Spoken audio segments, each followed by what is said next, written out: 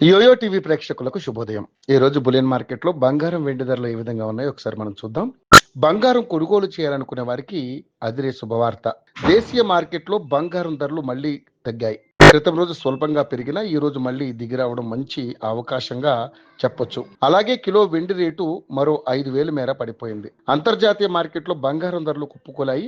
చాలా రోజుల తర్వాత పసిడి ధర $5,000 మార్కు దిగువకు పడిపోయింది. ఈ రోజు స్పాట్ గోల్డ్ రేటు ఔన్స్ కు $167 మేర పడిపోయింది. దీంతో ఔన్స్ గోల్డ్ రేటు $4,833 వద్దకు దిగొచ్చింది.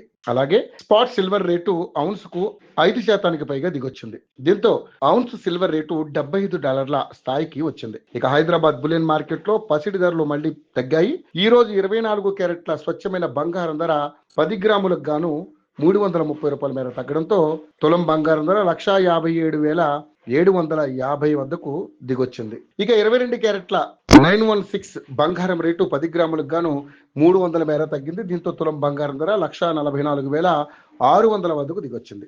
ఇక బంగారంతో పాటు వెండి రేటు సైతం భారీగా పడిపోయింది.